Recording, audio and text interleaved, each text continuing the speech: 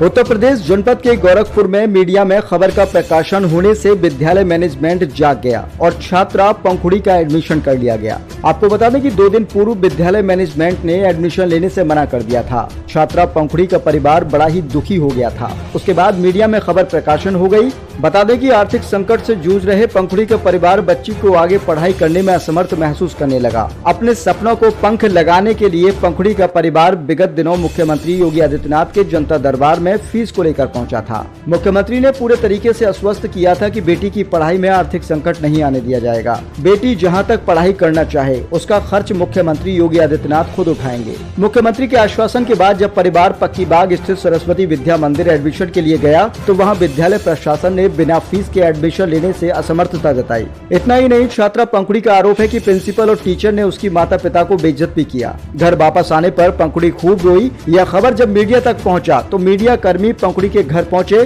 और खबर को प्रमुखता के साथ चलाया गया। खबर चलने के बाद शिक्षा विभाग जागा और विद्यालय को नोटिस जारी कर कहा कि बच्ची का हर हाल में एडमिशन जारी किया जाए, अन्यथा विद्यालय के खिलाफ कार्रवाई की जाएगी। आज सोमवार को छात्रा पंखुड़ी का एडमिशन हो गया। पंखुड़ी आज काफी खुश नजर आ रही थी क्योंकि अब उसके सपने साकार होंगे। जब विद्यालय निरीक्षक अमरकांत सिंह के निर्देश पर सरस्वती विद्या मंदिर पहुंचे नरेंद्र सिंह संयुक्त शिक्षा निदेशक कार्यालय के मंडलीय कार्यालय संस्कृत विभाग में तैनात हैं। उन्होंने बताया कि बच्ची पहले ही यहाँ कक्षा 6 में पढ़ रही थी। कक्षा 7 में फीस माफी को लेकर मुख्यमंत्री की जनता दरबार में गई थी। वह यहाँ पढ़ाई कर रही है। उसकी पढ़ाई में आर्थिक बाधा नहीं आने दी जाएगी। बच्ची जहाँ पर पढ़ना चाहे पढ़ सकती है। पार्टी है। आप राज्य से मिली थी, क्या हुआ था और इसमें आज क्या हुआ? महाराज जी से मिली थी तो फीस माफ कराने के लिए मिली थी, बिकॉज हमारे घर पे आर्थिक स्थिति नहीं ठीक थी। तो माननीय मुख्यमंत्री जी ने कहा कि तुम्हारी फीस माफ हो जाएगी, जल्द से जल्द इसकी फीस माफ कराई जाए, परेशान मत हो, तुम आगे पढ़ोगे। आज आप एडमिशन ले ली? जी, आज एडमिशन प्रॉब्लम हुई आज? नहीं, आज कोई प्रॉब्लम नहीं। क्या कहा प्रिंसिपल ने? बाकी सबने कहा कि जाओ तुम क्लास अटेंड करो। बाकी इसके पहले भी यही पढ़ती थी?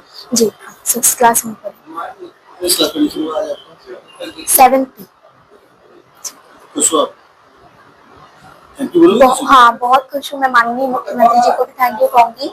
मैं principal ma'am, vice principal, principal sir, principal ma'am और सारे अधिकारियों को भी थैंक यू कहूँगी। आर्थिक अभाव में उसकी पढ़ाई नहीं हो पा रही थी।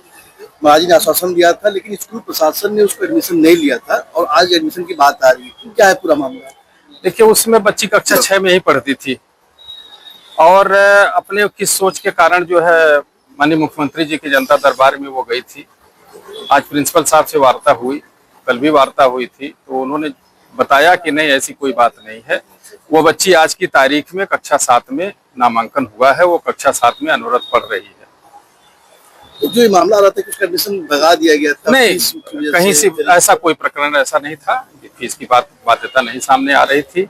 अब कारण क्या था कि क्यों इस तरह की स्थिति आई, लेकिन विद्यालय प्रशासन आज की तारीख में पूरे सहयोग के साथ वो कक्षा 6 में यहाँ पढ़ी थी। कक्षा 7 में भी वो अपने सेक्शन में बैठ करके अध्ययनरत थी। तो क्या हुआ उसकी फीस के लिए? क्या किया गया? आपसे क्या बताया गया है स्कूल प्रशासन की तरफ से? नहीं, स्कूल प्रशासन की तरफ से मुझसे फीस की कोई चर्चा नहीं की गई।